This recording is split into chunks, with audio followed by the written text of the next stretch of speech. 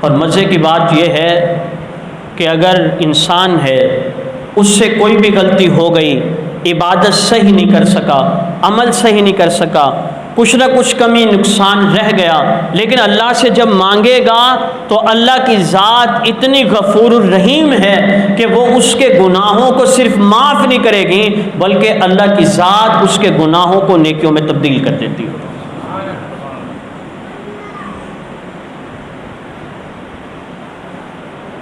اللہ توجہ ہے آپ کی، جب وہ گناہوں سے توبہ کر رہا ہوتا ہے، سچی اور پکی توبہ، اللہ اس کے گناہوں کو صرف معاف نہیں کرتے بلکہ اس کے گناہوں کو نیکیوں میں تبدیل کر دیتے ہیں۔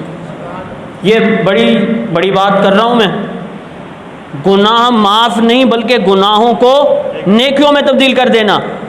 یہ اس لیے کہ میرا اللہ سخیوں کا سخی ہے، شہنشاہوں کا شہنشاہ ہے۔ بندہ رویا، سچی پکی کھری سچی توبہ کر رہا ہے، اللہ کی رحمت کا دریا جوش میں آتا ہے، اللہ گناہوں کو کس میں تبدیل کر دیتے ہیں؟ سارے بولو، گناہوں کو۔ اب اس کی ایک مثال سمجھیے گا، اگر آپ نے مثال سمجھی نا آپ کو اللہ کی ذات پہ رشک آئے گا کہ اللہ کتنا غفور الرحیم ہے۔ مثنوی روم میں مولانا رومی رحمۃ اللہ علیہ نے ایک بات لکھی، فرماتے ہیں قحط کا موسم تھا، قحط آ گیا اور کنوؤں میں، تالاب میں، نہروں میں پانی خشک، کچھ بھی نہیں، سب سے زیادہ پانی کا مسئلہ تھا، کھانے کے بغیر گزر جاتی ہے، پانی فی الفور چاہیے۔ توجہ ہے؟ ارے خیال ایک قربانی کر کر کے تھکے ہوئے ہیں آپ شاید۔ بوڑھے میاں گھر داخل ہوئے، اولاد نہیں ہے، بڑھیا ہے، ایک بڑھیا سے کہتے ہیں کہ حالات تو خراب ہوتے جا رہے ہیں اور قحط ہے، اب کھانے وانے کے پیسے بھی نہیں ہیں، کیا کریں، کوئی ترتیب بتاؤ۔ بیگم صاحبہ کہتی ہے تم ایسا کرو، خلیفہ بغداد کے پاس جاؤ۔ کس کے پاس؟ سارے بولو، کس کے پاس؟ بغداد کے پاس جاؤ، ان سے ریکویسٹ کرو، غربت کی چکی میں پس رہے ہیں، کچھ ہم پہ نوازش کیجئے۔ بوڑھے میاں کہتے ہیں کہ بھئی بغداد کے خلیفے کے پاس جاؤں، کچھ گفٹ تو لے کے جاؤں، ہدیہ، کوئی تحفہ۔ آقا نے، آپ صلی اللہ علیہ وسلم نے بھی ارشاد فرمایا تہادو تہابو، جب ہدیہ ایک دوسرے کو تحفہ دیتے ہیں اس سے محبت بڑھتی ہے۔ اب تحفہ کیا لے کے جاؤں؟ بیگم صاحبہ نے مشورہ دیا کہ ہمارے گھڑے میں تھوڑا سا پانی ہے۔ گھڑے میں کیا ہے؟ جو کئی دنوں سے میں نے بچا کے رکھا ہے، تم وہ پانی، وہ گھڑا اور اس میں جو پانی ہے وہ خلیفہ بغداد کے لیے لے کر جاؤ۔ اب جو پانی کئی دنوں سے بچا ہوا ہے اس میں خوشبو پیدا ہو گئی ہوگی، کیا؟ کئی دنوں سے بند ہے گھڑا، اس میں کیا ہوگی؟ بدبو ہوگی نا کئی دنوں سے۔ لیکن ان کی اس طرح توجہ نہیں گئی، پانی جب ہے ہی نہیں تو تھوڑا سا پانی بھی قیمتی ہے، آب حیات بن گیا۔ شوہر نے کہا ٹھیک ہے تیار کرو، اس نے گھڑا اٹھا دیا، جانے لگا تو وہ جو بیگم صاحبہ ہے مصلی بچھایا، 2 رکعت نفل قضائے حاجت کہ پروردگار میرے اس شوہر نامدار کو خیریت کے ساتھ لے جائیے، گھڑے کو بھی خیریت کے ساتھ پہنچا دیں، خیریت سے میرا شوہر واپس بھی آ جائے۔ اور بوڑھے میاں نے گھڑے کو رکھا سر پہ، ربی سلم ربی سلم، اے اللہ مجھے سلامتی کے ساتھ لے جا، پاؤں کو ٹھوکر بھی نہ آئے، گھڑا سلامتی سے خلیفہ بغداد کے پاس پہنچ جائے۔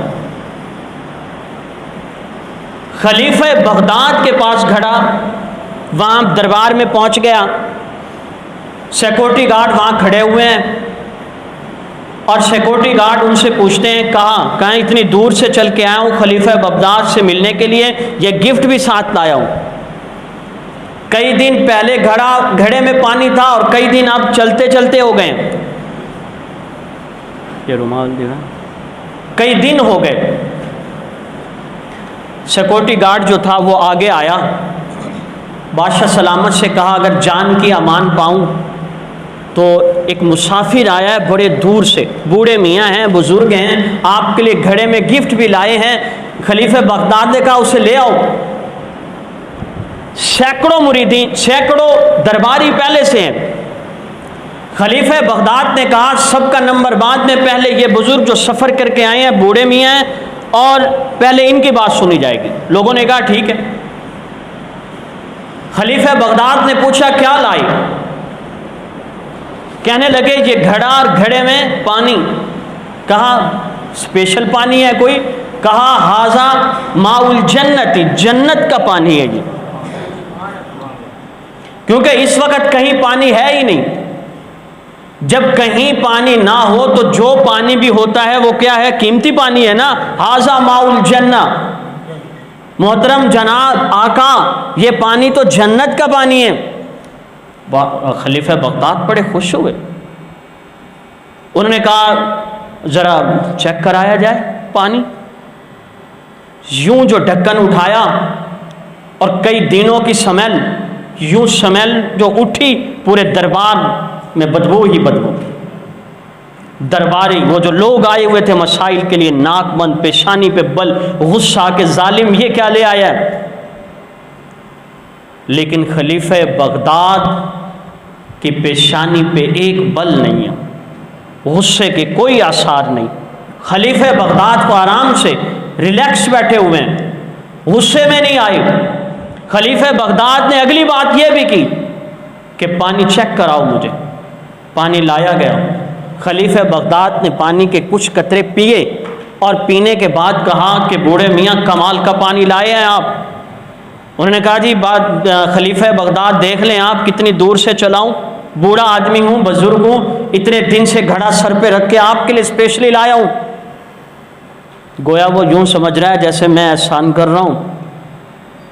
خلیفہ بغداد نے کہا ہم آپ کے تحفے سے بڑے خوش ہوئے ہیں، لہٰذا حکم دیا گیا کہ ہیرے لائے جائیں، گھڑے سے پانی نکال کر الگ محفوظ کر کے رکھا جائے، قیمتی پانی ہے، اور گھڑے کو ہیروں سے بھر کر اس شخص کو دے دیا جائے، اور ایک شخص اس بوڑھے میاں کے ساتھ جائے اور اس کے گھر تک چھوڑ کے آئے۔ سبحان اللہ تو کہو، ابھی آپ کو بات سمجھ آئی نہیں۔ خلیفہ بغداد نے جو شخص چھوڑنے کے لیے جا رہا تھا اسے کہا جانا، اسے اس راستے سے نہ لے کے جانا جہاں سے آیا ہے، دوسرے راستے سے لے کے جاؤ جہاں راستے میں دریائے دجلہ آتا ہے، اسے پتہ چلے کہ بادشاہ سلامت کے پاس تو پانی کی نہریں دریا بہ رہے ہیں۔ وہاں سے جب گزرے، بوڑھے میاں دریا کو دیکھ کے صاف شفاف میٹھا پانی، نہریں دیکھ کر بوڑھے میاں تو حیران ہوئے کہ میرے بدبودار پانی کو خلیفہ بغداد نے کیسے قبول کر لیا۔ اب وہ رو پڑا، اس کا مطلب یہ ہے میرے اس بدبودار اور گندے پانی کی کوئی اہمیت خلیفہ بغداد کے نزدیک نہیں تھی، لیکن اس نے میرا دل رکھنے کے لیے صرف میرے پانی کو، بدبودار پانی کو قبول نہیں کیا، بلکہ مجھے انعام کے طور پر میرا وہی گھڑا ہیروں سے بھر کے عطا کر دیا۔ مثنوی روم میں مولانا روم رحمۃ اللہ علیہ یہ مثال دینے کے بعد ایک بات لکھتے ہیں، وہ فرماتے ہیں جیسے اس بوڑھے میاں کے گھڑے میں پانی بدبودار اور سمیل والا تھا، وہ قابل استعمال نہیں ہے، ہماری نیکیاں بھی ایسی ہیں، وہ قابل قبول نہیں ہے، اللہ اس قابل نہیں ہے کہ اللہ اسے قبول کرے، وہ علم صحیح نہیں، عمل صحیح نہیں، اخلاص نہیں، قبولیت کی دعا نہیں، ہماری نیکیاں ٹوٹی پھوٹی ہیں، اس قابل نہیں کہ اللہ اسے قبول کرے۔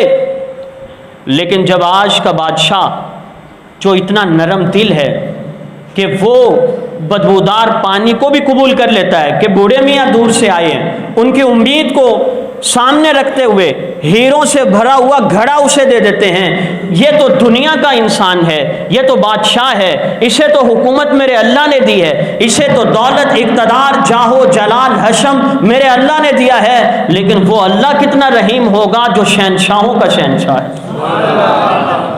جو بادشاہوں کا بادشاہ، سخیوں کا سخی ہے۔ اس لیے میں عرض کر رہا ہوں کہ اپنے اللہ کے سامنے اپنی عبادات کو قبول کرانے کے لیے بھی رو، بس رونا تمہارا کام ہے، عبادت کو قبول کر کے گناہوں کو نیکیوں میں بدلنا میرے اللہ کا کام ہے۔